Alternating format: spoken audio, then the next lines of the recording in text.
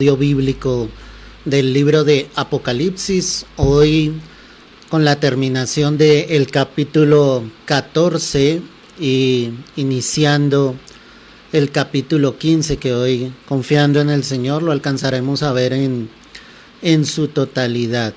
En la clase pasada pues estuvimos analizando obviamente los versículos iniciales del capítulo 14. Y si tú quieres obviamente recordar, puedes ver la transmisión que hicimos en la clase pasada para que tengas el contexto total. Pero hoy lo que queremos observar, como lo hemos denominado, es una cosecha de maldad. Así que vamos a leer capítulo 14, versos 14 en adelante para que lo tengamos en cuenta, para que estemos claros allí en qué parte estamos obviamente observando, mirando lo que la escritura hoy nos quiere enseñar. Entonces estoy allí en Apocalipsis 14, verso 14. Miré y he aquí una nube blanca y sobre la nube uno sentado semejante al Hijo del Hombre, que tenía la cabeza una corona de oro y en la mano una hoz aguda. Y del templo salió otro ángel clamando a gran voz al que estaba sentado sobre la nube: mete tu hoz y ciega, porque la hora de cegar ha llegado, pues la mies de la tierra está madura. Y el que estaba sentado sobre la nube metió su hoz en la tierra, y la tierra fue cegada. Y salió otro ángel del templo que está en el cielo, tendiendo también una hoz aguda. Y salió del altar otro ángel que tenía poder sobre el fuego, y llamó a gran voz al que tenía la hoz aguda, diciendo: mete tu hoz aguda y vendimia los racimos de la tierra, porque sus uvas están maduras. Y el ángel arrojó su hoz en la tierra y vendimió la viña de la tierra, y echó las uvas en el gran lagar de la ira de Dios. Y fue pisado el lagar fuera de la ciudad, y del lagar salió sangre hasta los frenos de los caballos por 1600 estadios. Amén y amén. Gloria al Señor. Bienvenidos a todos entonces los que están llegando en esta noche para este estudio. Entonces, ¿qué queremos analizar? La palabra nos va a mostrar acá una cosecha que va a ser recogida. Lamentablemente no va a ser la mejor de las cosechas, en el sentido de que el Señor en este pasaje, como lo hemos venido analizando, viene a traer su juicio. Recordemos algunos pasajes. Quiero que mires Apocalipsis 14, verso 6. Vi volar por en medio del cielo a otro ángel que tenía el evangelio eterno para predicarlo a los moradores de la tierra, a toda nación, tribu, lengua y pueblo. Y recuerda que allí lo que analizábamos era que obviamente ese ángel traía ese evangelio, pero donde proclamaba sencillamente que ya el juicio de Dios venía sobre la tierra a causa de que los habitantes de la tierra no habían querido recibir el evangelio de salvación. Es decir, este contexto nos está hablando en qué instante, en el periodo de la gran tribulación. En capítulos pasados ya estuvimos viendo los 7 sellos, ya vimos las 7 trompetas, y en el capítulo 16 van a iniciar las copas de la ira de Dios. Lo que el Señor está anunciando a través de sus ángeles acá es sencillamente cómo va a venir ese juicio de Dios sobre la faz de la tierra. Es inevitable ya en ese instante que el juicio venga, que sencillamente haya muchos que sean condenados, que haya muchos que estén separados de la gloria eterna porque no quisieron recibir el evangelio de la verdad. Y hay una cosecha, como te estoy diciendo, que va a ser recogida, pero es una cosecha donde Dios sencillamente pasará con esa hoz, que es el instrumento que se utiliza precisamente para cortar la hierba como tal, y Él va a pasar podando, quitando a los moradores de la tierra, porque no quisieron recibir el amor de la verdad para ser salvos, porque no quisieron volver su corazón a Cristo, porque no quisieron venir al arrepentimiento, a la verdad que es el Señor. Entonces dice en el verso 14: miré y aquí una nube blanca y sobre la nube uno sentado semejante al Hijo del Hombre. esta palabra o esta frase que aparece acá, esa nube blanca, es la única vez que aparece esa expresión como tal en la escritura. Esa nube blanca lo que demuestra es la pureza absoluta del Señor, ¿sí? Y el motivo por el cual viene, obviamente, a hacer justicia sobre la faz de la tierra. Es decir, viene el juicio divino.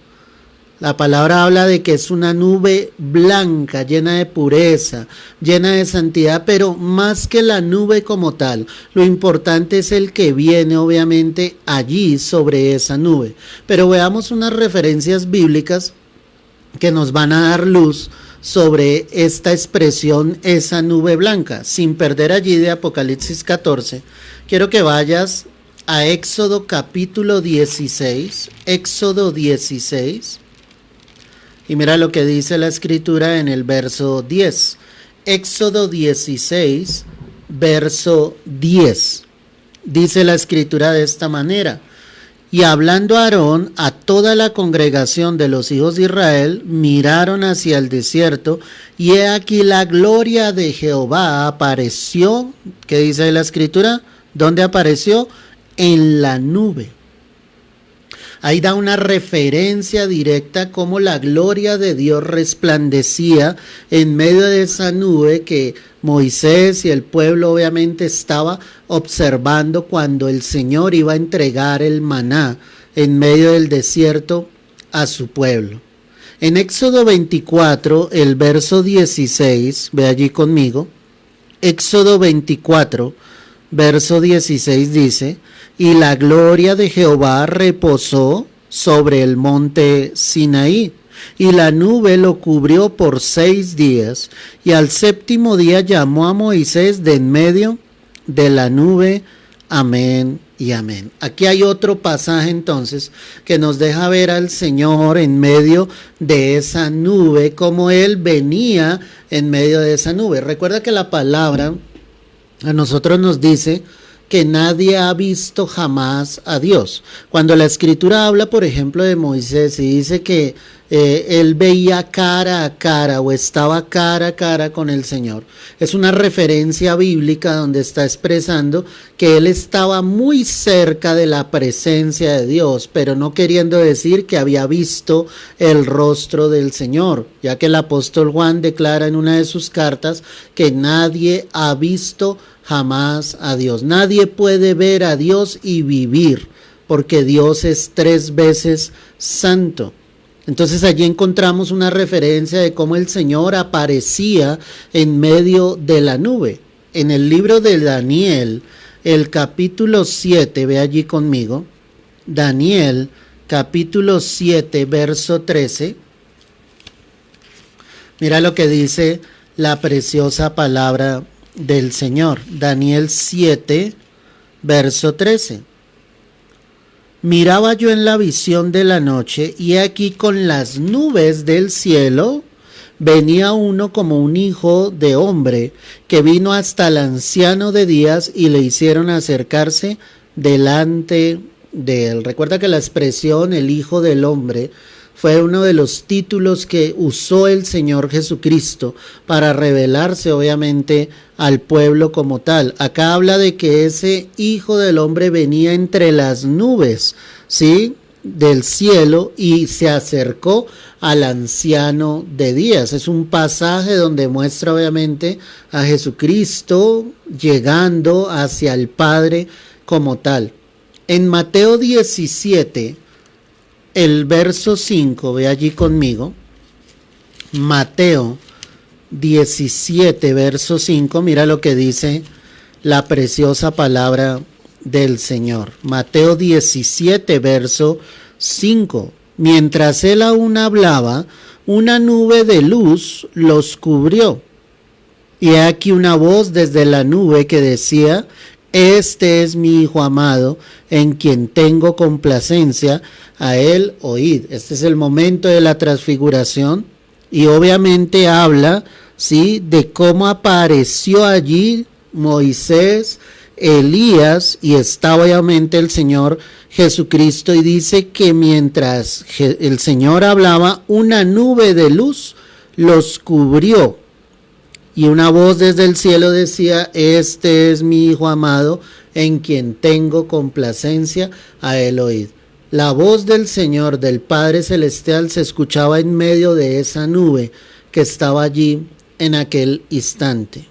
En Apocalipsis capítulo 1, verso 13, recuerda que lo que estamos haciendo a través de estos textos bíblicos es confirmar efectivamente que el Señor obviamente se manifestaba, aparecía en medio de esa nube como tal. Apocalipsis capítulo 1, verso 13 dice: y en medio de los 7 candeleros, a uno semejante al Hijo del Hombre, vestido de una ropa que llegaba hasta los pies y ceñido por el pecho con un cinto de oro.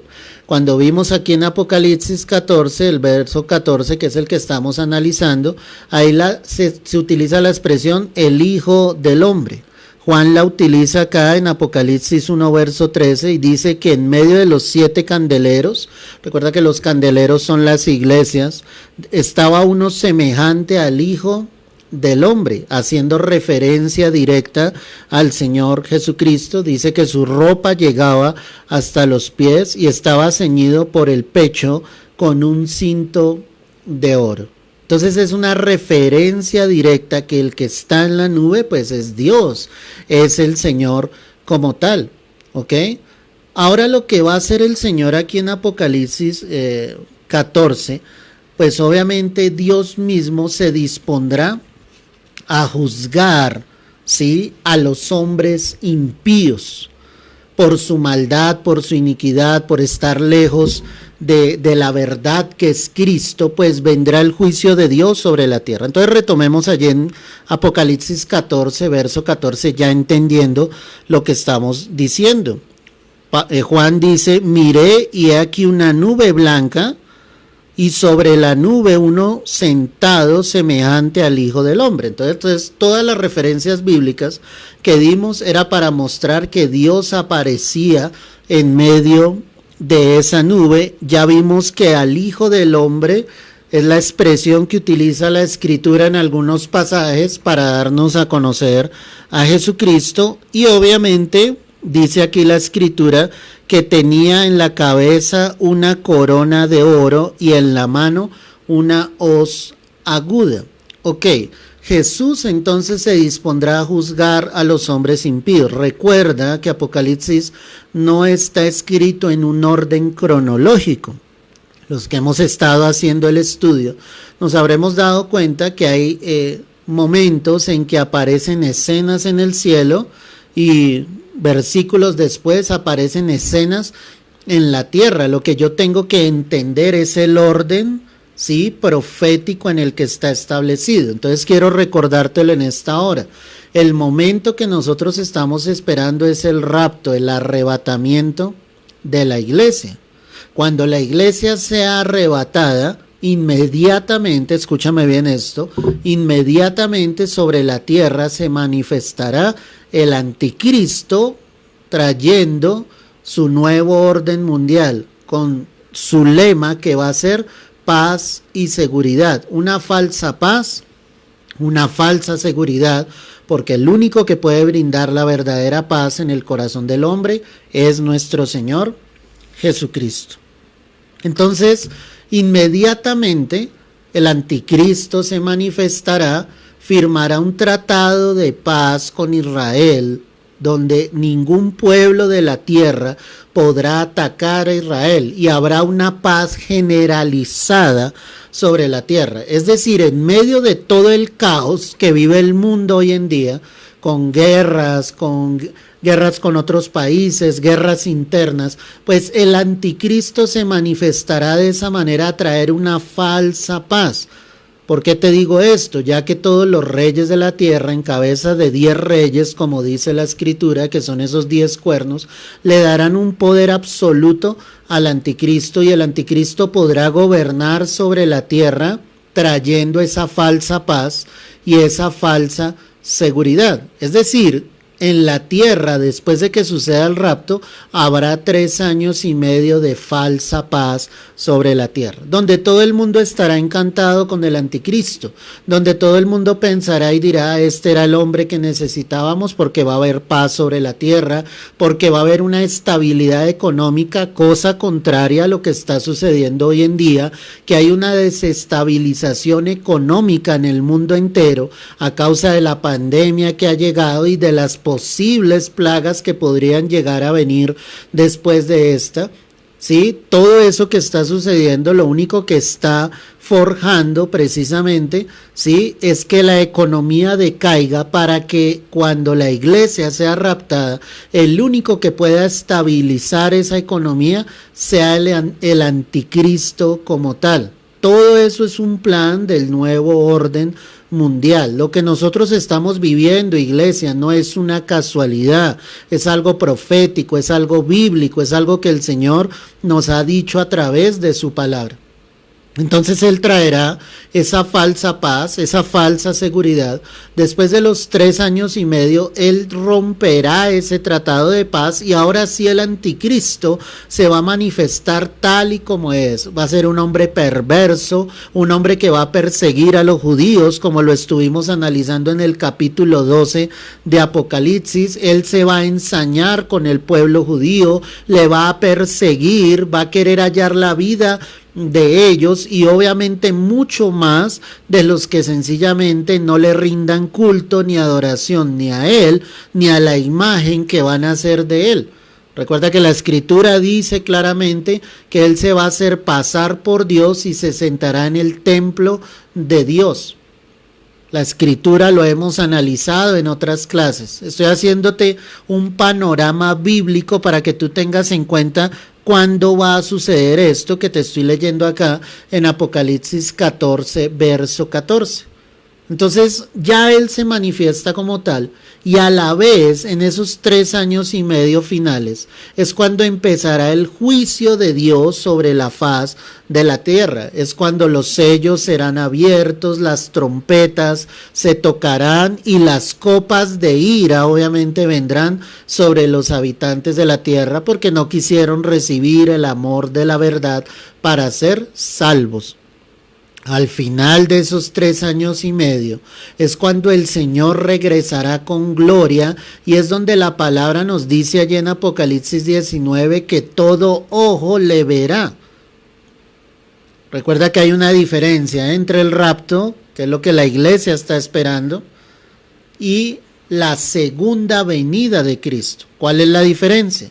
En el rapto el Señor vendrá entre las nubes. Solamente estarán allí con él su iglesia, su verdadera iglesia es la que será arrebatada de esta tierra. Pero después de que hayamos estado 7 años con el Señor allá en el cielo, y hayan sucedido esos mismos 7 años acá en la tierra, esos 3 años y medio de falsa paz, y finalmente esos 3 años y medio de la gran tribulación, el Señor regresará con poder, con gloria, acompañado de ya la que no es su novia, sino ahora será su esposa, es decir, la misma iglesia. Y Él vendrá obviamente a derrotar al anticristo, al falso profeta, los echará al lago que arde con fuego y azufre. Eso dice la escritura, y eso lo vamos a estar mirando cuando analicemos allí Apocalipsis 19. Y finalmente Él instituya ese milenio sobre la tierra, y al final de esos 1000 años, lo que dice la escritura, lo hemos analizado en otras clases, Satanás va a ser suelto de su prisión, engañará a muchos, pero finalmente el Señor lo echará al lago que arde con fuego y azufre, para que Satanás esté eternamente en ese lugar. Ese es el orden bíblico, el orden profético. ¿En qué momento sucederá lo que nosotros estamos aquí analizando en Apocalipsis 14, verso 14? Eso será para los 3 años y medio finales de esa gran tribulación. Ahí es donde el Señor, como te lo he venido diciendo, vendrá ¿sí? Mostrará su gloria y se dispondrá a juzgar a los hombres impíos que han estado sobre esta tierra y que nunca quisieron recibir a Jesucristo como su Señor y su Salvador. Mira Mateo 26, el verso 64. Mateo 26, verso 64. Jesús le dijo: tú lo has dicho, y además os digo que desde ahora veréis al Hijo del Hombre sentado a la diestra del poder de Dios y viniendo, ¿qué dice ahí la palabra? En las nubes del cielo. Este pasaje bíblico que acabamos de leer, compáralo con Apocalipsis 14, verso 14, que es el que estamos leyendo, y te darás cuenta que tiene una similitud demasiado grande, es decir, tiene una concordancia total. Jesús vendrá entre las nubes, él se denomina a sí mismo el Hijo del Hombre, que fue uno de los títulos que él usó para presentarse hacia el pueblo. Voy a volverlo a leer. Jesús le dijo: tú lo has dicho, y además os digo que desde ahora veréis al Hijo del Hombre sentado a la diestra del poder de Dios y viniendo en las nubes del cielo. Jesús resucitó de los muertos al tercer día, compartió varios días con sus discípulos. La Escritura dice que más de 500 personas le vieron vivo, resucitado, y le vieron ascender a los cielos. Y él ahora está sentado a la diestra del Padre. Miremos por un momento Hechos de los Apóstoles, ve allí conmigo.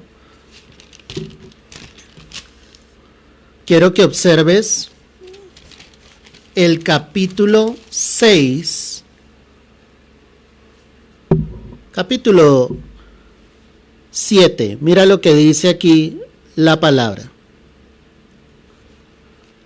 El sumo sacerdote, estoy en Hechos de los Apóstoles, capítulo 7, verso 1. ¿Sí? ¿Lo tienes allí?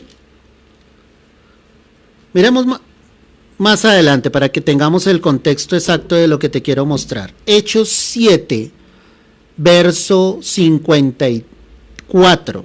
Oyendo estas cosas, se enfurecían en sus corazones y crujían los dientes contra él. Pero Esteban, lleno del Espíritu Santo, puesto los ojos en el cielo. ¿En dónde estaban sus ojos puestos? En el cielo. Vio la gloria de Dios y a Jesús que estaba a la diestra, ¿de quién? De Dios. Cuando Esteban está predicando y está siendo apedreado por la predicación del Evangelio, la Escritura dice que sus ojos estaban puestos en el cielo y que vio la gloria de Dios y que vio a nuestro Señor Jesucristo que estaba ¿dónde? A la diestra de Dios. Y dijo: he aquí veo los cielos abiertos, y él utiliza el título que el Señor mismo usó, y al Hijo del Hombre que está a la diestra de Dios. La Biblia tiene una concordancia exacta y nos deja ver, ¿sí?, claramente a qué está haciendo referencia el capítulo 14, el verso 14. No hay duda alguna que el que viene en esa nube que está hablando Apocalipsis 14 es el Señor Jesucristo, ¿sí? Volvamos allí a Apocalipsis 14, 14. Miré aquí una nube blanca y sobre la nube uno sentado semejante al Hijo del Hombre, que tenía en la cabeza una corona de oro y en la mano una hoz aguda. Esa expresión, esa hoz aguda, es una hoz afilada. Él trae ese instrumento o utiliza esa figura para mostrar que cortará limpiamente, sin llevarse por delante el trigo, sino solo la cizaña. Recuerda que la Escritura nos deja ver claramente que en un momento en que está el trigo y la cizaña, y aunque son muy parecidos físicamente, llegará al final de los tiempos y él apartará a los suyos.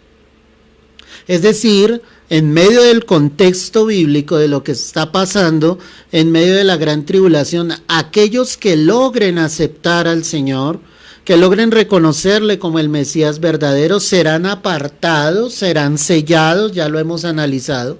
Y esta hoz que viene afilada es precisamente para cortar, para quitar a esa cizaña, a los impíos, a los que no son verdaderamente hijos suyos, a los que van a sufrir una condenación eterna.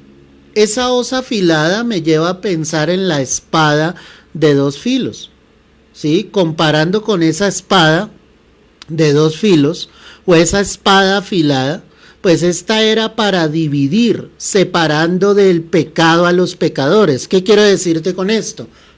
Cuando alguien llega a los pies del Señor, esta persona llega porque la palabra me da luz, la palabra me confronta, la palabra me deja ver mi pecado, mi maldad.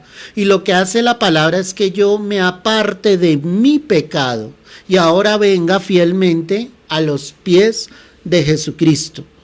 Y Él nos convierte en santos, es decir, nos lava de nuestro pecado, nos limpia de nuestra iniquidad, y Él lo hace obviamente con su sangre preciosa, pero la palabra de Dios también nos limpia, comparando esa espada, que eso es lo que causa la palabra en el creyente.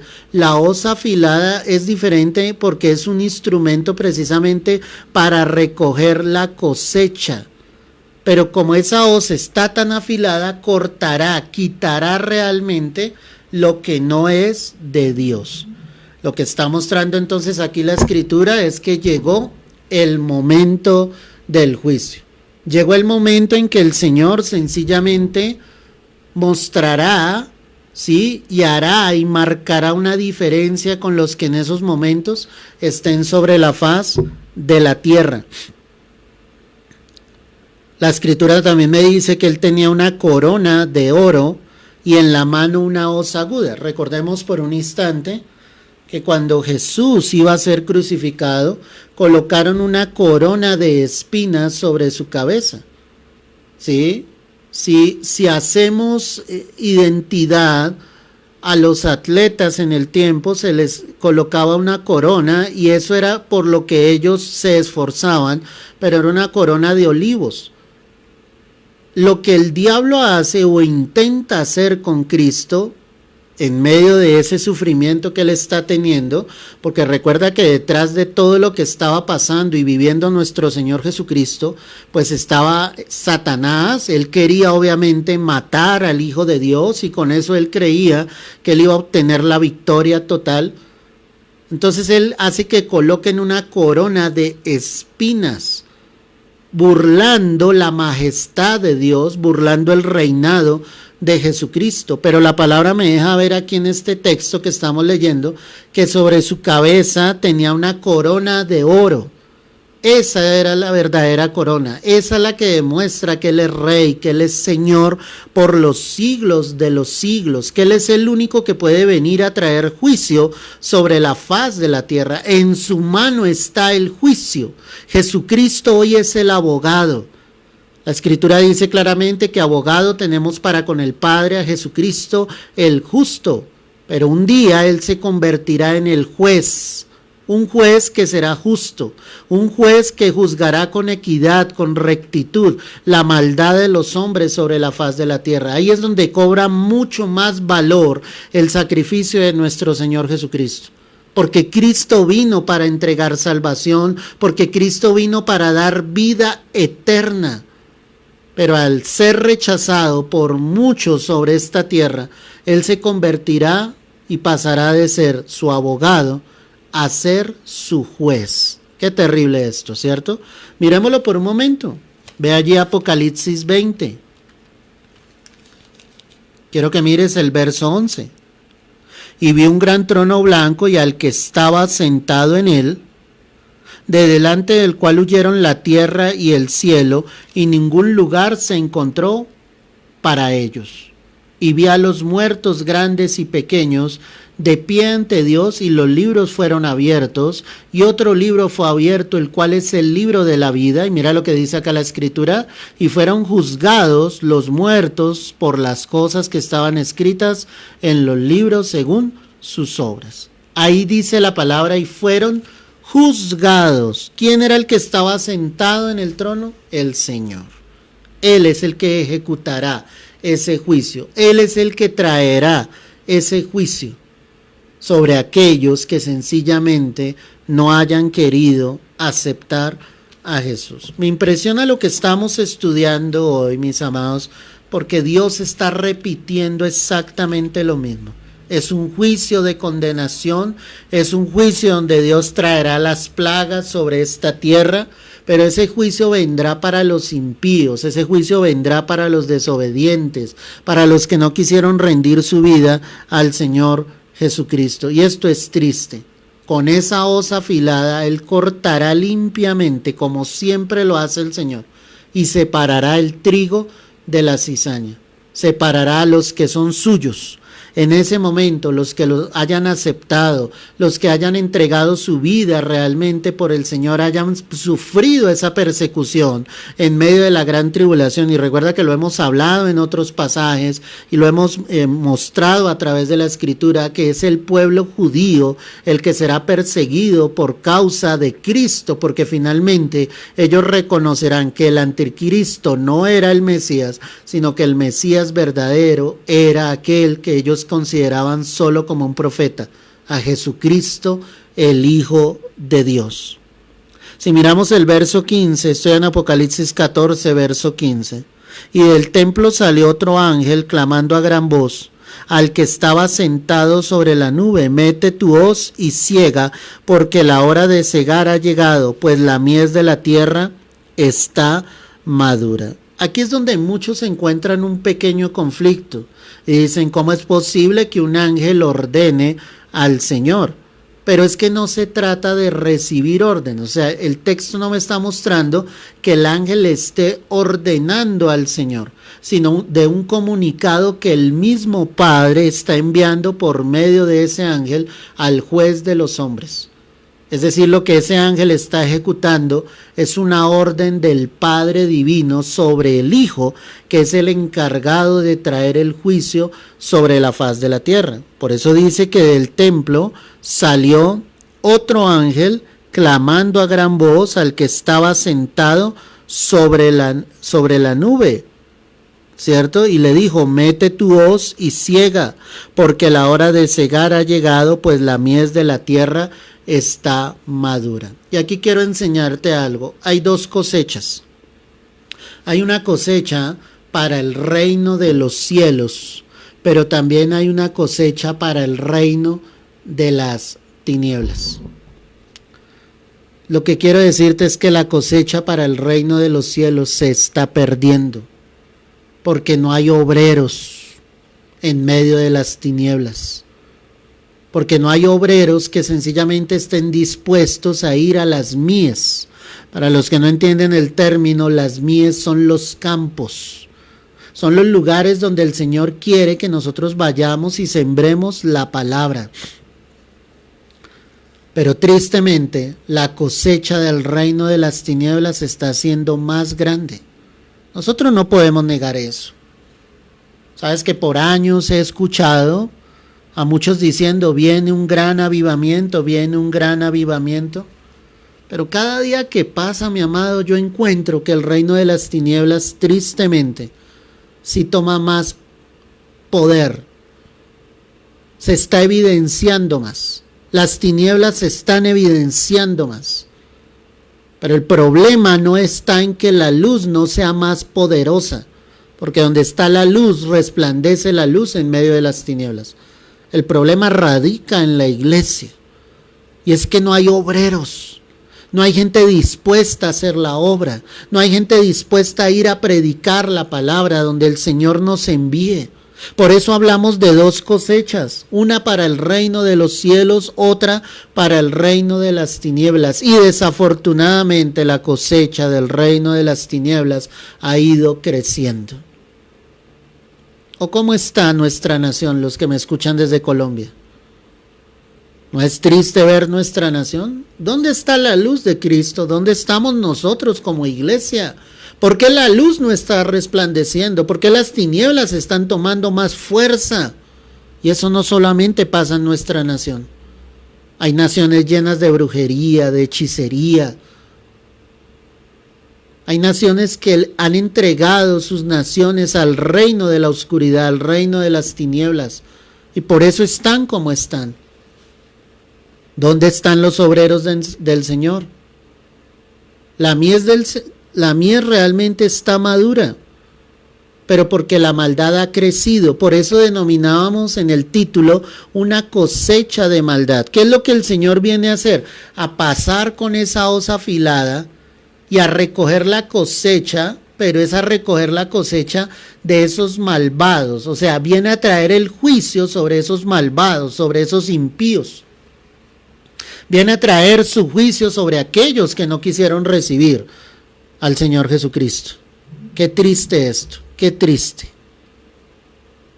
Porque no hay obreros, porque no hay gente dispuesta, porque no hay gente que llegue a las congregaciones y diga yo quiero servir, pero cuando dicen yo quiero servir no es anhelar un ministerio público, y no quiero decirte con esto que sea malo. No hay gente dispuesta a decir, pastor, quiero ir a predicar la palabra, quiero ir a evangelizar. Salgamos a las calles, compartamos la palabra, llevemos tratados, oremos para que el Señor se glorifique. El reino de las tinieblas está prevaleciendo tristemente sobre la tierra. Por eso Dios traerá un juicio terrible sobre aquellos que no quisieron venir a Cristo. La perversidad, iglesia, ha aumentado por todas partes, por todos lados. Por eso el mundo está como está, porque se ha olvidado de Dios. Y como el Señor nos lo enseñaba esta mañana a través del mensaje que entregamos, si no lo has escuchado, te invito a que lo hagas, una exhortación a alabar a Dios. Las naciones de la tierra están como están porque han dejado de alabar al único que merece adoración, gloria y honra, al Dios verdadero, al Dios único, porque sus corazones se han endurecido. Por eso la palabra me está mostrando acá que del templo salió ese ángel, que él se dirigió hacia donde el Señor y le dijo, mete tu hoz y ciega. Ese ciega es, recoge la cosecha, porque la hora de cegar ha llegado, pues la mies de la tierra está madura. En otras palabras, lo que le está diciendo ahí en ese momento es, la maldad se ha multiplicado, la maldad es demasiado grande sobre la tierra y es el momento de que empiece o continúe el juicio. Porque recuerda que aquí en este contexto bíblico ya han pasado los sellos, ya han sido tocadas las trompetas, han venido esos juicios y ahora vendrán las copas de la ira. O sea, todo esto es una preparación para que las copas de la ira se desaten en medio de la gran tribulación. Todo porque la maldad se ha multiplicado. No es una cosecha para salvación, qué triste. Y durante años la iglesia lleva diciendo, va a haber un gran avivamiento. ¿Dónde están los creyentes? ¿Dónde están los cristianos sobre esta tierra? ¿Será que los cristianos somos más que los impíos, que los que no conocen del Señor, que los que son incrédulos, los que no son creyentes? Yo quiero decirte que hay muchos más que aún no conocen de Cristo. Y aún decimos que somos una iglesia avivada y aún así decimos que estamos haciendo la tarea. Yo quiero decirte, iglesia, estamos fallando demasiado. No estamos haciendo la tarea. La gente está lejos de Dios. Si ellos no se arrepienten, vivirán este tiempo que está mostrando la palabra. Y el Señor tendrá que venir a traer ese juicio por más de que los haya amado, por más de que Él haya muerto por ellos en la cruz. El Señor tendrá que traer juicio, pasará su hoz, cortará la cosecha y definitivamente tendrán que venir a la condenación eterna. Mi pregunta es, ¿dónde están los obreros? La mies a la verdad es mucha, pero los obreros son pocos. Los campos son muchos donde hay que ir a sembrar la palabra. Muchos le dicen al Señor, Señor, úsame, tómame, yo quiero que tú tomes mi vida y que te glorifiques a través de ella. Pero cuando el Señor te envía, tú no eres como Isaías diciéndole, heme aquí, envíame a mí. Porque los corazones están duros, porque estamos preocupados por nosotros mismos, porque la obra de Dios no nos interesa.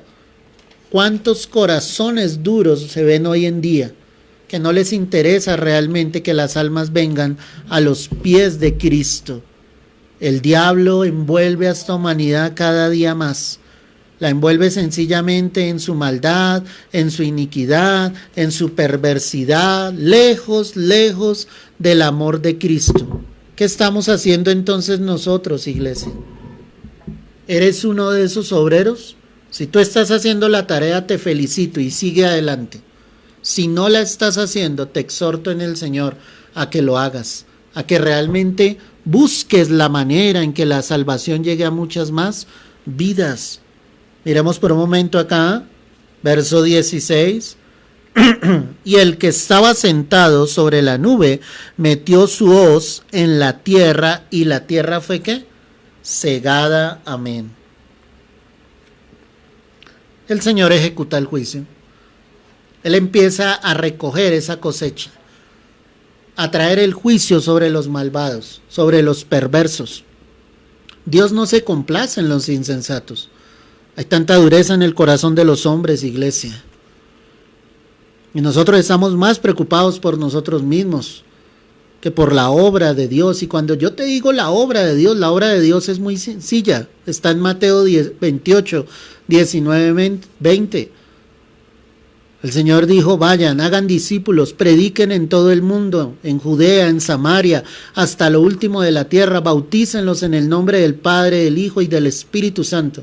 Vayan y prediquen. Esa es la tarea del reino de los cielos en esta tierra. Pero hay muy pocos obreros.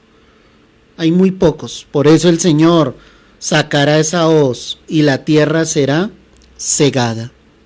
En el verso 17 dice la palabra: salió otro ángel del templo que está en el cielo, teniendo también una hoz aguda. Y salió del altar otro ángel que tenía poder sobre el fuego, y llamó a gran voz al que tenía la hoz aguda, diciendo: mete tu hoz aguda, vendimia los racimos de la tierra, porque sus uvas están maduras. Amén y amén. Una vez se ha hecho la siega, una vez se ha recogido la cosecha, ¿sí? Dice la palabra acá que se echa en el fuego la cizaña. Por eso es que se utiliza este término en el verso 18. Dice: y salió del altar otro ángel que tenía poder sobre el fuego, y llamó a gran voz al que tenía la hoz aguda. Ese ángel que aparece acá aparece con fuego, y precisamente ese fuego lo que hace es quemar esa cizaña. Miremos Mateo 13, verso 37. Ve allí conmigo, Mateo 13, verso 37. Respondiendo él les dijo: el que siembra la buena semilla es el Hijo del Hombre. El campo es el mundo. La buena semilla, ¿quiénes son? Los hijos del reino. Y la cizaña son los hijos del malo. El enemigo que la sembró es el diablo. La siega es el fin del siglo. Y los segadores, ¿quiénes son? Los ángeles. De manera que como se arranca la cizaña y se quema en el fuego, así será el fin de este siglo. Enviará el Hijo del Hombre a sus ángeles, y recogerán de su reino a todos los que sirven de tropiezo y a los que hacen iniquidad. Y ojo lo que dice acá la palabra: y los echarán en el horno de fuego. Allí será el lloro y el crujir de dientes. Entonces los justos resplandecerán como el sol en el reino de su Padre. El que tiene oídos para oír, oiga. Amén y amén. Más claro, iglesia, imposible. La descripción es exacta. El Señor está hablando de una siembra, de una cosecha. Y Él está diciendo: el que siembra la buena semilla es el Hijo del Hombre. El que ha sembrado la palabra es Jesucristo. El que ha querido que sencillamente vengan a sus pies es el Señor mismo. El campo es el mundo. Ese campo es la misma mies de la que estamos hablando acá en la palabra. Habla de dos cosechas: la buena semilla son los hijos del reino de los cielos, los que han recibido la palabra. En medio de la gran tribulación, ¿a quién se refiere? A esos judíos que finalmente reconocen y aceptan a Jesucristo como el Salvador de sus vidas. Ellos pasarán a ser hijos del reino de los cielos, pero dice que habrá una cizaña, que son los hijos del malo. En otras palabras, está hablando de los hijos del diablo. Esa cizaña, ¿qué se hará? Antes de ir ahí, mira lo que dice el verso 39. El enemigo que la sembró es ¿qué? El diablo. Así como Cristo está intentando sembrar su palabra, pues Satanás no se está quedando quieto y él siembra esa maldad, esa iniquidad, esa cizaña en el corazón de los hombres, para que el hombre se pierda del camino, para que el hombre en esta tierra decida el camino amplio y espacioso que le llevará a la perdición y se aleje del camino angosto que le podría llevar a la vida eterna. El enemigo que la sembró es el diablo, y dice directamente, me impresiona lo que dice la Escritura, la siega, la cosecha es el fin del siglo. ¿Y los segadores quiénes son? Los ángeles. Los segadores son los ángeles. Ahí estarán los ángeles, como lo estamos viendo acá en Apocalipsis 14. Ellos están llevando el mensaje. Ellos están allí en el tiempo de recoger esa cosecha, no de los buenos, sino de los malos, de los perversos. Ellos son los encargados de traer el mensaje de parte de Dios para que venga el juicio de Dios sobre esta tierra.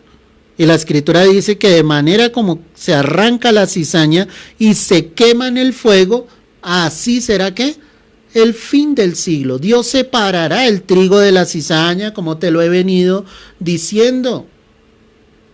Dios traerá juicio en el tiempo de la gran tribulación. Ninguno quedará sin castigo. El hombre no podrá pasar por encima de la voluntad de Dios, del reinado fiel del Señor. El hombre cree hoy en día que puede hacer lo que él quiera, que no sucede nada. Ofenden, como lo veíamos esta misma semana en esos falsos profetas y esos falsos apóstoles, ofenden a las potestades superiores, hablan mal de las potestades superiores, son orgullosos, son soberbios, son altivos, creen estar por encima de Dios, pero definitivamente Dios traerá juicio. Ahora es un ángel quien arroja la hoz a las mies, que es lo que estamos leyendo aquí comparando. Verso 41, enviará al Hijo del Hombre a sus ángeles y recogerán de su reino, ¿sí?, a todos los que sirven de tropiezo y a los que hacen iniquidad y los echarán en el horno de fuego. Ahora, como estamos viendo acá en Apocalipsis 14, vuelve allí. Apocalipsis 14, ya estamos en el verso 17. Salió otro ángel del templo que está en el cielo teniendo también una hoz aguda. Y salió del altar otro ángel que tenía poder sobre el fuego y llamó a gran voz al que tiene la hoz aguda diciendo: mete tu hoz aguda y vendimia los racimos de la tierra porque sus uvas están maduras. Cuando la Escritura habla de la vendimia precisamente es la recolección de la uva. Es el momento en que ya las uvas están listas para recoger.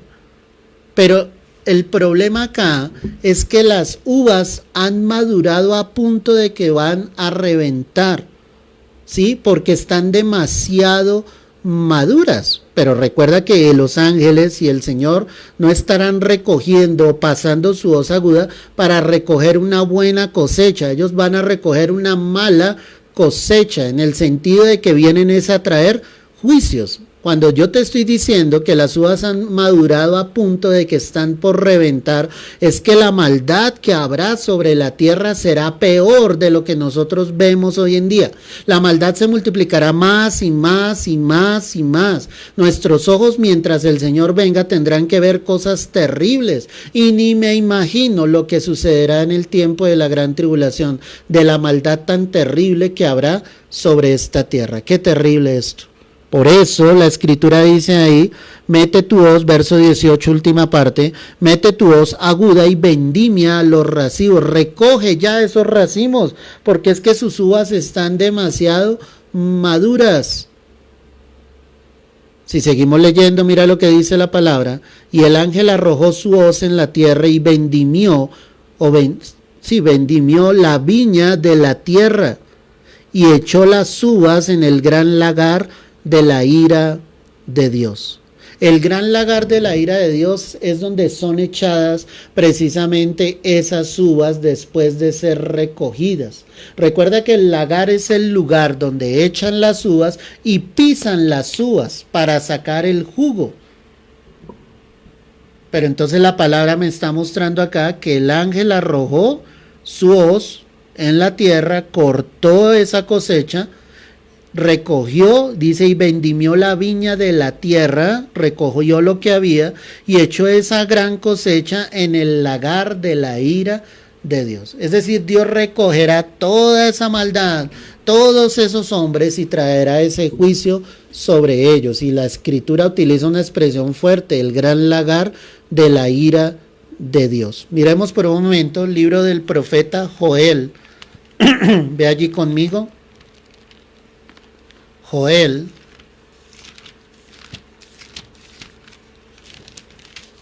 Y quiero que mires el capítulo 3, el verso 9. Joel 3, verso 9.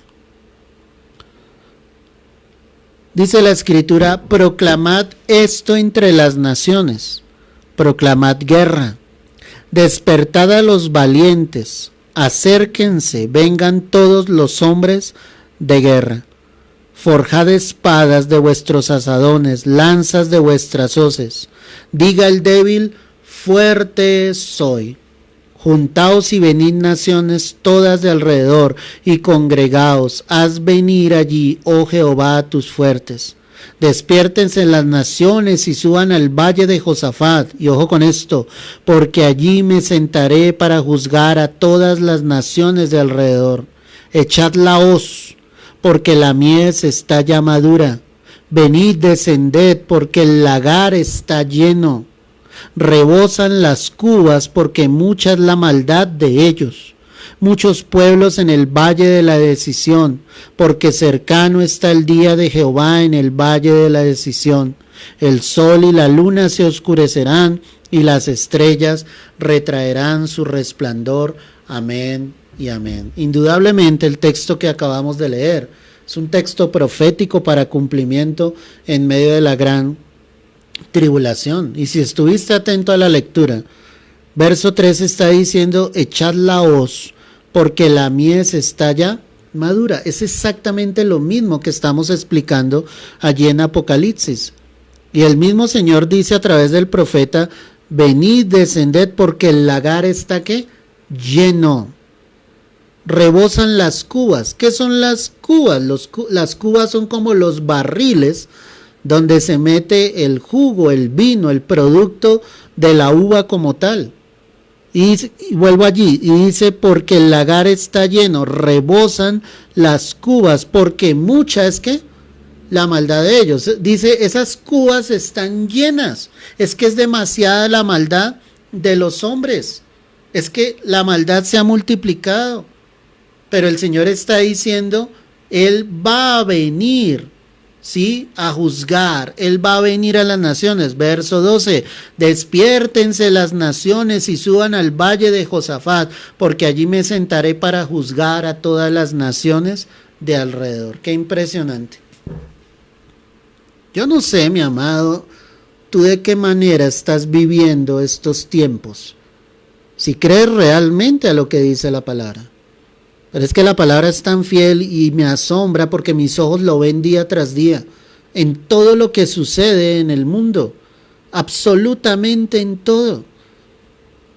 Antier te comentaba que hubo una tormenta eléctrica como nunca antes había sucedido en Lima, Perú.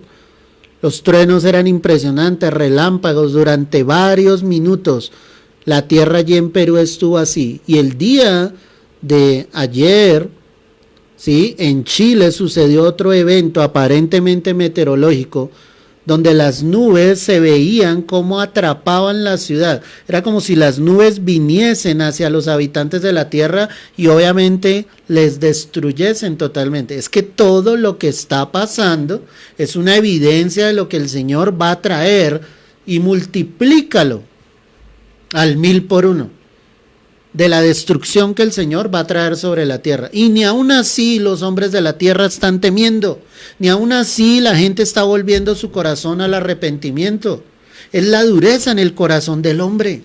Dios mismo es el que traerá ese juicio. Dios mismo es el que obviamente recogerá esa cosecha de maldad con sus ángeles, como lo estamos estudiando en esta noche. Ve allí conmigo al libro del profeta Isaías, el capítulo 63, el verso 1. Isaías 63, 1. ¿Quién es este que viene de Edom, de Borra, con vestidos rojos? Este hermoso en su vestido, que marcha en la grandeza de su poder. Yo, el que habla en justicia, grande para salvar. Obviamente el profeta está hablando, pero en el nombre del Señor, y está haciendo referencia, directamente a Dios. Y pregunta, ¿por qué es rojo tu vestido y tus ropas, como del que ha pisado en lagar? He pisado yo solo el lagar, y de los pueblos nadie había conmigo. Los pisé con mi ira, y los hollé con mi furor, y su sangre salpicó mis vestidos, y manché, ¿qué dice ahí? Todas mis ropas. Porque ¿cómo son las vestiduras del Señor? Son blancas, puras, resplandecientes. Pero si estás atento a la lectura, el profeta le pregunta al Señor y le dice: Señor, no entiendo por qué tus ropas están rojas, por qué tu vestido está rojo. Y el Señor está respondiendo: es que yo mismo he pisado el lagar. ¿Quiénes son esas uvas? Recordemos, esas uvas son los impíos, son los perversos, son los pecadores en medio de la gran tribulación. Son los que no quisieron venir a los pies de Cristo. Dios trae su juicio, y como lo analizábamos allá en Apocalipsis 14, dice la Escritura: Él pisa el lagar del furor, de la ira de Dios. ¿Quién está pisando el lagar? Dios mismo, en Jesucristo. He pisado yo solo el lagar, y de los pueblos nadie había conmigo. Los pisé con mi ira. Mira lo que dice el Señor. Y los hollé con mi furor, y su sangre salpicó mis vestidos, y manché todas mis ropas. Qué impresionante. Porque el día de la venganza está en mi corazón, y el año de mis redimidos ha llegado. Miré y no había quien ayudara, y me maravillé que no hubiera quien sustentase. Y me salvó mi brazo, y me sostuvo mi ira. Y con mi ira hollé los pueblos, ese hollé es destruí los pueblos, y los embriagué en mi furor, y derramé en tierra su sangre. Es un texto supremamente claro, iglesia.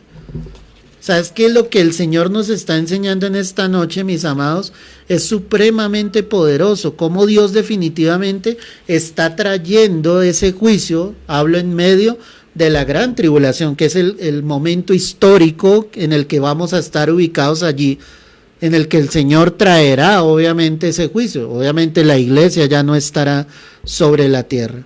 Qué impresionante. En el Antiguo Testamento es Dios mismo, Jehová, quien ejecutaba el juicio, pero en el Nuevo Testamento el que ejecutará el juicio por orden del Padre, pues será el Señor Jesucristo. La pregunta es: ¿cuántos millones de personas serán destruidos y pisados por el lagar de la ira, del furor, de la ira de Dios? Vuelve allá a Apocalipsis 14, verso 19. Y el ángel arrojó su hoz en la tierra, y vendimió la viña de la tierra, y echó las uvas en el gran lagar de la ira de Dios. Y fue pisado el lagar. ¿Y quién pisó el lagar? El mismo Señor Jesucristo. Fuera de la ciudad y del lagar salió sangre hasta los frenos de los caballos. Comparando con lo que acabamos de leer en Isaías, ¿por qué habla del freno de los caballos? Pues recuerda que Apocalipsis es un libro que está con muchas figuras que utilizaba Juan para tratar de mostrar. No quiere decir que en ese momento Dios traerá juicio, ¿sí?, con caballos literalmente, sino lo que está mostrando es como la medida a la que la sangre sencillamente saltaba como tal. Porque Dios está trayendo su juicio, porque no hay arrepentimiento en el momento de la gran tribulación y obviamente muchos, millones morirán en medio de la gran tribulación. Por eso dice que fuera de la ciudad y del lagar salió sangre hasta los frenos de los caballos y dice por 1600 estadios. Cuando hablamos de un estadio, estamos hablando de aproximadamente 192 metros. 1600 estadios, estaría hablando de 320 kilómetros. Es una medida que el Señor está diciendo de donde caerá su ira. Obviamente en comparación con la tierra, ese es un pequeño fragmento, pero recuerda que en todos los juicios que estamos analizando, pues la tierra está siendo tocada por diversas partes en diversos momentos. Qué triste realmente lo que muestra la palabra, y cuando digo triste es porque es una cosecha de maldad, es una cosecha de iniquidad, es una cosecha donde Jesús mismo vendrá y cortará esa cizaña y será echada en el fuego por sus ángeles, y como lo leíamos allí en Mateo 13, allí será obviamente el lloro y el crujir de dientes de muchos que no quisieron venir al arrepentimiento y aceptar la única verdad que es Jesucristo. Bien, pasemos a el capítulo 15, estamos en Apocalipsis 15, ¿sí? Dice la palabra: vi en el cielo otra señal grande y admirable, 7 ángeles que tenían las 7 plagas postreras, porque en ellas se consumaba la ira de Dios. Voy a iniciar con esa palabra consumación. Y coloca allí el término terminación. Ya hemos visto que los juicios empezaron con los 7 sellos, y esos sellos indicaban la revelación de Dios, o sea, era el comienzo de esa revelación del juicio de Dios. Ya se han tocado las trompetas para este instante bíblico que estamos analizando, y las trompetas indicaban la proclamación de la ira de Dios que vendría sobre la faz de la tierra. Y en el capítulo 16, que es lo que vamos a estar analizando la próxima clase, esas copas indican la ejecución final del juicio de Dios. Por eso Juan, cuando recibe la revelación como tal, dice: porque en ella se consumaba la ira de Dios. Era ya la culminación de la ira de Dios sobre la tierra. Es decir, que después de que las copas obviamente sean derramadas sobre la tierra, terminará el juicio de Dios. Y cuando digo terminará el juicio de Dios, es que nadie podrá estar en pie delante del Señor. Recuerda que la culminación de la ira de Dios termina con la batalla de Armagedón. Y quiero que mires allí Apocalipsis 19, verso 19. Y vi a la bestia, a los reyes de la tierra y a sus ejércitos reunidos para guerrear contra el que montaba el caballo y contra su ejército. La batalla de Armagedón es llamada así porque sucederá en un lugar, ¿sí?, allí en Israel, llamado Armagedón, más exactamente en el valle de Meguido.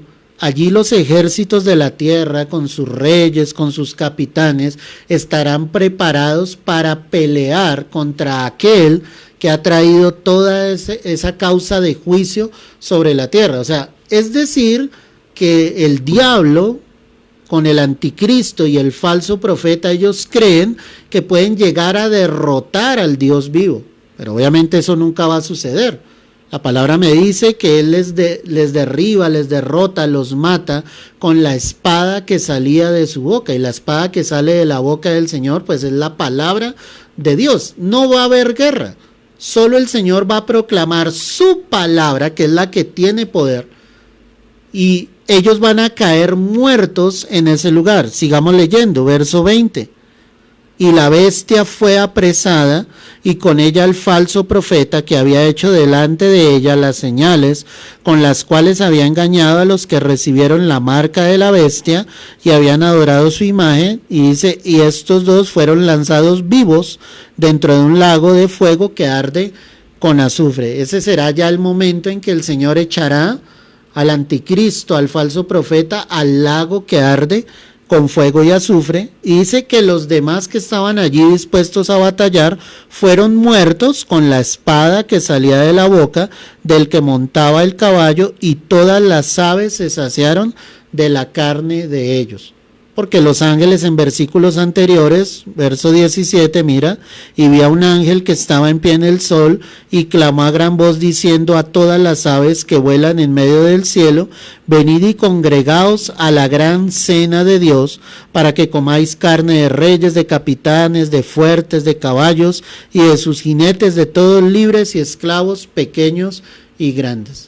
La batalla de Armagedón será la culminación de la ira de Dios sobre la tierra, por el pecado, por la maldad, por la separación del hombre, ¿sí?, hacia Dios. No porque Dios lo haya querido así, sino porque sencillamente ellos no quisieron venir a la verdad que es Jesucristo, y sino que se complacieron en su injusticia. Entonces el Señor Jesucristo les derrotará con la espada que sale de su boca, y la Escritura me dice, no lo digo yo, que todas las aves se saciaron de la carne de esos reyes, de esos capitanes, de esos que estaban allí dispuestos para guerrear, pelear contra el Dios vivo, pero obviamente nuestro Señor vencerá. Entonces cuando en Apocalipsis 15, el verso 1, dice, porque en ella se consumaba la ira de Dios, está mostrando que las copas que van a ser derramadas sobre la tierra en medio de la gran tribulación es la culminación del juicio de Dios. No quedará un solo ser vivo sobre la tierra. Todos tendrán que morir a causa de su maldad y de su iniquidad. Pero entonces dice la Escritura que Juan veía otra señal grande y admirable.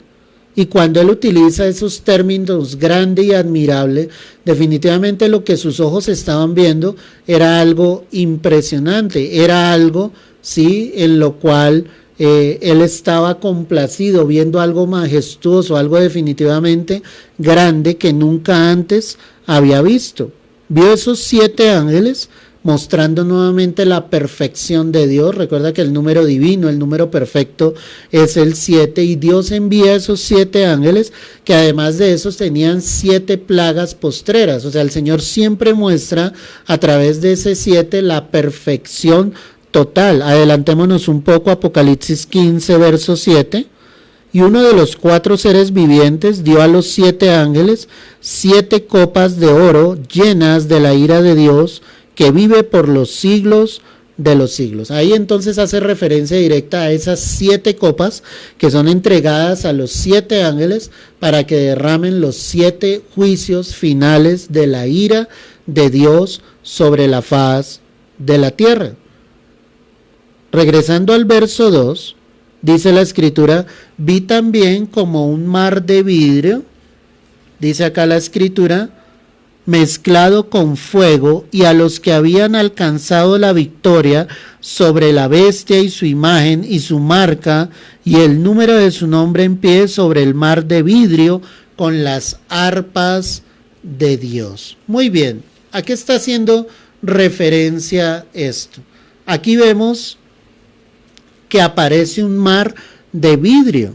Hoy analizábamos precisamente a través del mensaje que entregábamos en el Salmo 148, que mostraba en el cielo, ¿sí?, esas aguas en el cielo, ese mar en el cielo. Este versículo bíblico confirma que hay un mar de vidrio, obviamente, ¿sí?, allí en el cielo, y que estaría mezclado con fuego, y los que habían alcanzado la victoria. ¿Quiénes eran los que habían alcanzado esa victoria?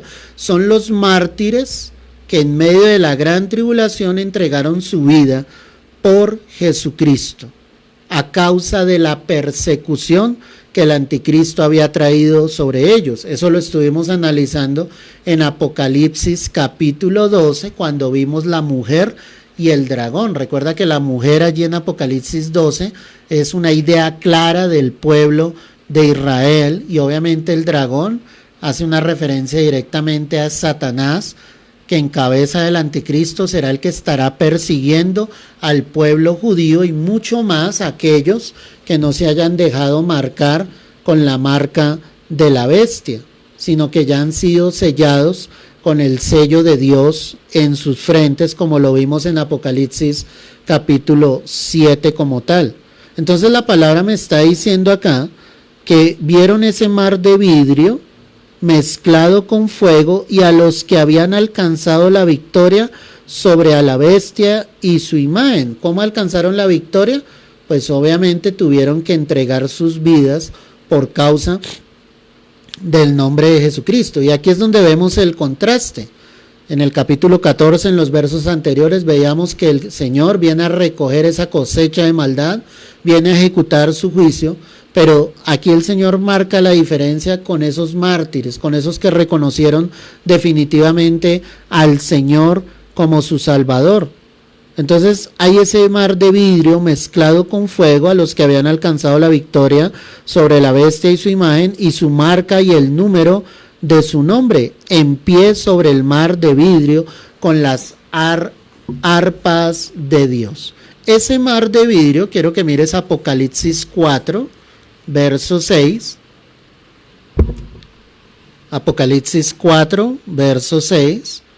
Dice: y delante del trono había como un mar de vidrio semejante al cristal, y junto al trono y alrededor del trono 4 seres vivientes llenos de ojos delante y detrás. Entonces ahí en Apocalipsis 4:6 hace referencia nuevamente a ese mar de vidrio, y Juan dice era semejante al cristal. Lo que deja ver es que es puro, es transparente, porque está en el cielo, porque proviene del trono del Señor, indica la serenidad del cielo, a diferencia del mar acá en la tierra, ¿sí? El mar es agitado, sus olas son fuertes, depende del viento, las olas se levantan con más fuerza, las olas pueden llegar a metros de altura. En el cielo el mar que muestra es un mar lleno de serenidad.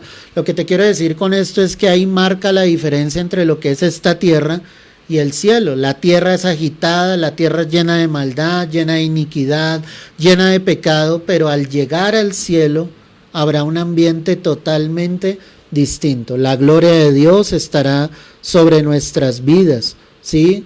Allá no habrá olas en ese mar que agiten las vidas como los mares en esta tierra. Por eso la palabra tipifica el mar con tormentas, la vida con tormentas, con pruebas.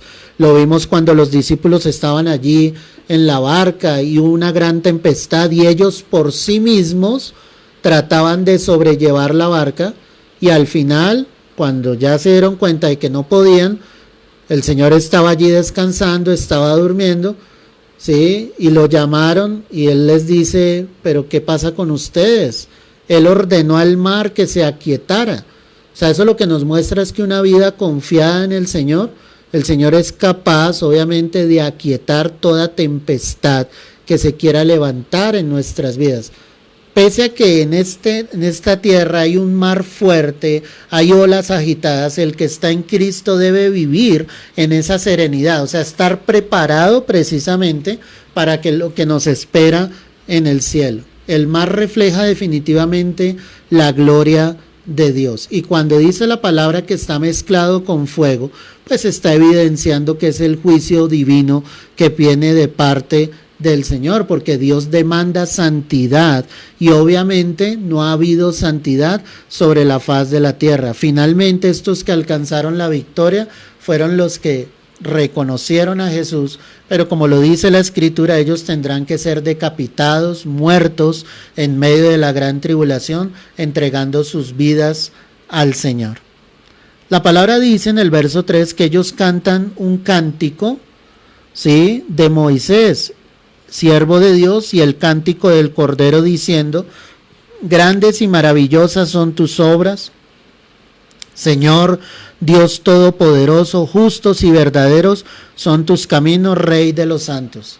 Qué hermosa esa palabra, porque me recuerda a un cántico que hace muchos años interpretábamos en la iglesia a la cual en ese momento pertenecía, y es un cántico hermoso, ¿sí? Donde glorificábamos, exaltábamos el nombre del Señor, y está obviamente en la escritura, está en la palabra. ¿Quiénes cantan ese cántico? Los que han vencido en medio de la gran tribulación.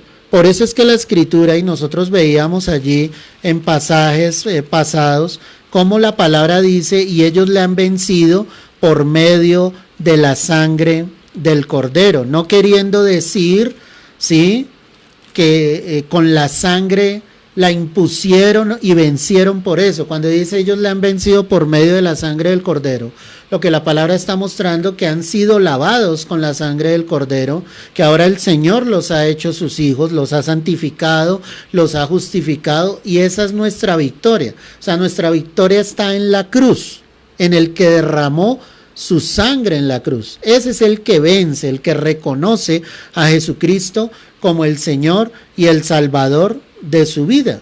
Entonces ellos elevan ese cántico, y quiero que miremos cosas importantes sobre ese cántico. La base de ese cántico dice que es el cántico de Moisés, pero es que es el cántico del Cordero, ¿sí? En la escritura podemos ver en el Salmo 86, quiero que vayas allí conmigo, Salmo 86, el verso 9: todas las naciones que hiciste vendrán y adorarán delante de ti, Señor. O sea, la base de la alabanza, de la adoración, debe ser el Señor. Toda adoración debe ir dirigida a Él. Todo cántico debe adorar al Señor, al Padre, al Hijo, al Espíritu Santo.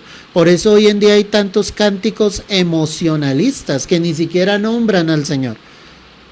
La alabanza debe glorificar a Dios. O sea, la alabanza no es para nosotros, no es para complacernos nosotros, es para adorar al Dios que vive. O sea, cuando tú llegues a tu congregación, tú debes saber que debes adorar a Dios, que ese cántico glorifique y exalte el nombre del Señor.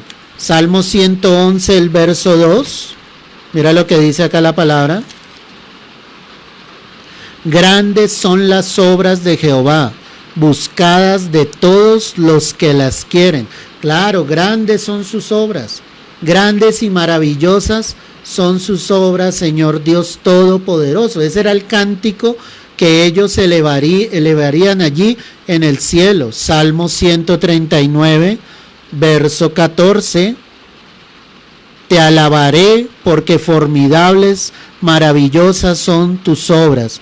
Estoy maravillado y mi alma lo sabe muy bien. Si te das cuenta, los salmos que acabamos de leer hablan exactamente del mismo cántico que ellos elevaban en el momento en que ya obviamente estarían en la presencia del Señor. Entonces, una primera característica que analizamos allí sobre ese cántico es la base, es el fundamento, ¿sí? Y el fundamento es el Cordero de Dios, es Jesucristo. Cuando ellos dicen grandes y admirables, ¿sí?, es el único pasaje en la escritura donde esas dos palabritas están unidas. Cuando tú miras la palabra puedes encontrar que se alaba la grandeza de Dios, en otros se le dice que Él es el Dios admirable, pero solo aquí en Apocalipsis se muestra ese pasaje donde dice grandes y admirables. Volvamos allí a Apocalipsis 15, verso 3.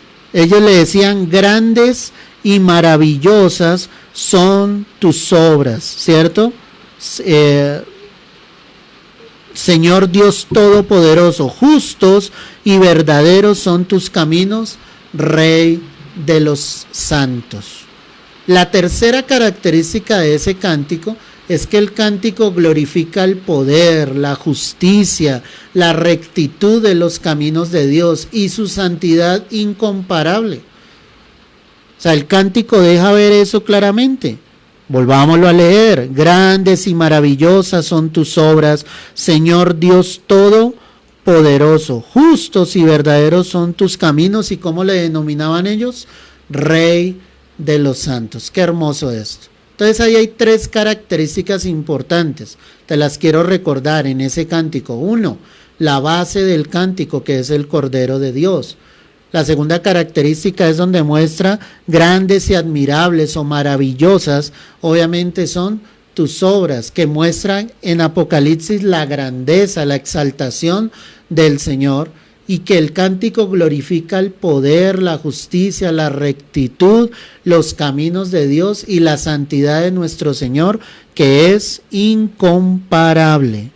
Pero en el verso 4 dice la Escritura: ¿quién no te temerá, oh Señor, y glorificará tu nombre? Te pido que me permitas unos minutos más, porque sé que estamos sobre el tiempo, pero ya vamos a terminar, porque queremos acabar este capítulo 15 para que en la próxima clase tú estés listo, preparado para estudiar las copas de la ira. Así que permíteme unos minutos más para que terminemos este pasaje bíblico. Ellos le decían: ¿quién no te temerá, oh Señor, y glorificará tu nombre? Es una pregunta que hacen, ¿no?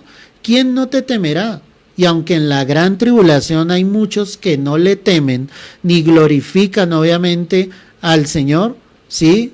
Se vislumbra un futuro en que ello se cumplirá. ¿Qué quiero decirte con esto? Que pese a que ahí, en el momento de la gran tribulación, habrá muchos que sencillamente desafiarán a Dios, ni aun así, como lo dicen varios pasajes, se arrepentían de sus obras, de sus homicidios, de sus fornicaciones, aún así seguían blasfemando el nombre del Señor. Llegará un momento en que definitivamente tendrán que temer al Dios de la gloria. Miremos pasajes anteriores, Apocalipsis 14, verso 7. Diciendo a gran voz: temed a Dios y dadle gloria, porque la hora de su juicio ha llegado, y adorad a aquel que hizo el cielo y la tierra y el mar y las fuentes de las aguas. Recuerda que ahí el ángel está proclamando ese evangelio, pero obviamente los habitantes de la tierra no se iban a arrepentir con eso. Lo que él está diciendo en ese momento es que Dios ha llegado con su juicio por la maldad que hay en el corazón de ellos. Miremos otro texto, podemos observar Jeremías 10, el verso 7, ve allí al Antiguo Testamento, Jeremías 10, verso 7, dice la Escritura así: ¿quién no te temerá, oh Rey de las naciones? Porque a ti es debido el temor, porque entre todos los sabios de las naciones y entre todos sus reinos no hay semejante a ti. Ahí el profeta estaba proclamándolo claramente, diciendo: es que ¿quién no te temerá? Todos llegará un momento, es que no hay otro como tú, no hay otro semejante a ti. El final del mismo versículo pues lo confirma, vuelve allí a Apocalipsis capítulo 15 para que lo miremos en detalle. Estamos analizando el verso 4. ¿Quién no te temerá, oh Señor, y glorificará tu nombre? Pues solo tú eres santo, por lo cual todas las naciones vendrán y te adorarán, porque tus juicios se han manifestado.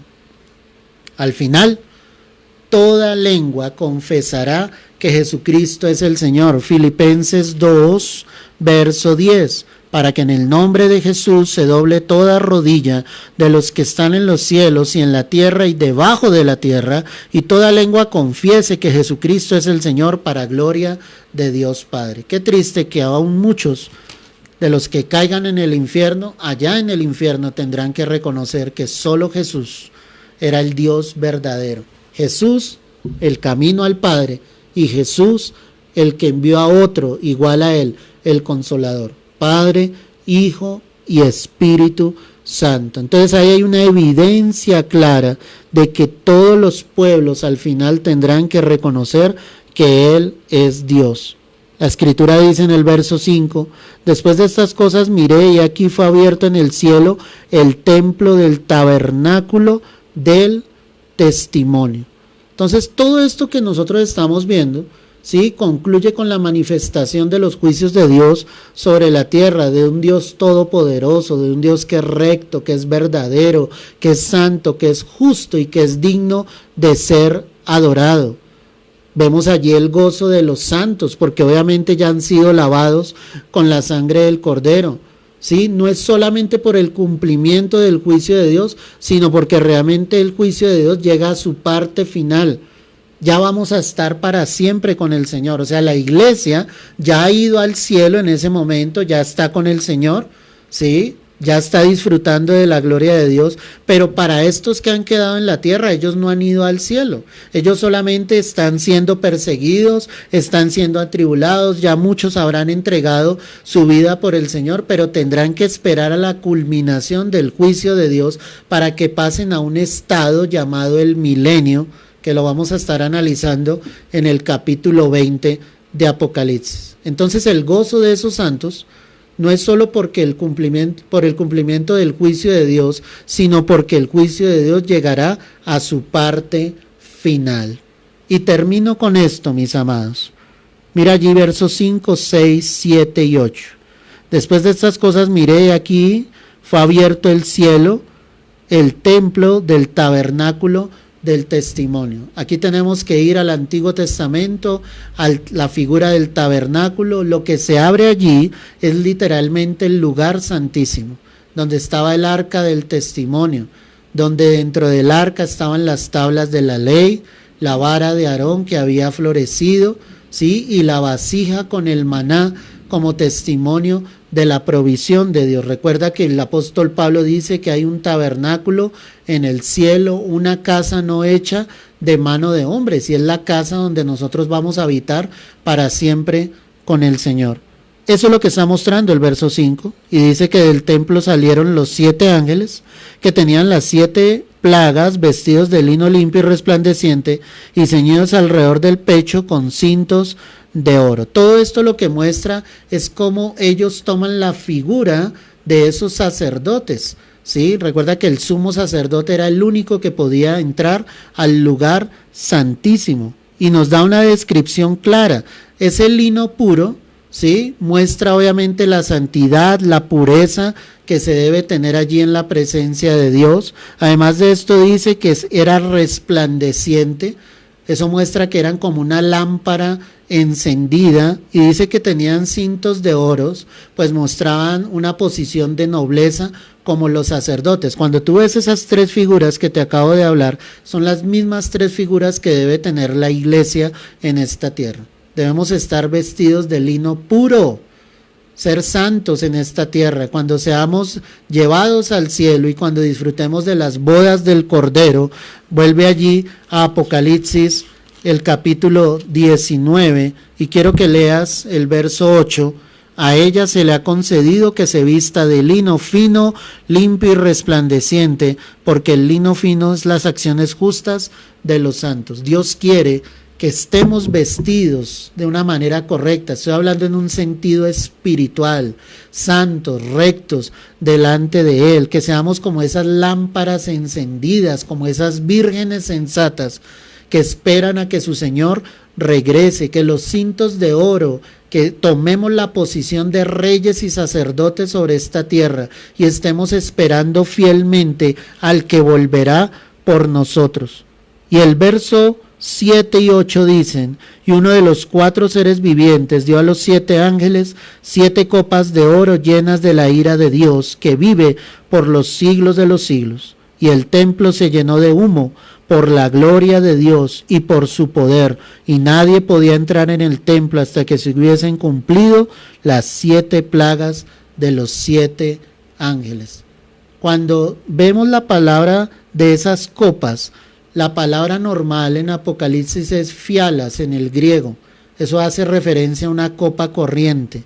Pero cuando lo vemos en este contexto que muestra el versículo 8, aquí lo que se habla es de un tazón ancho, es una copa más grande.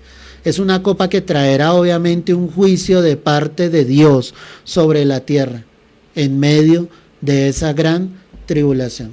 Quiero decirte, mi amado, para terminar, lo que dice la palabra de Dios es verdad. Y es tan cierto que en el amor y en la misericordia del Señor, Él nos sigue permitiendo ver con nuestros ojos muchas de las cosas que están pasando. Es obviamente por la mano del Dios poderoso. mostrando su amor y su misericordia para que muchos procedan al arrepentimiento.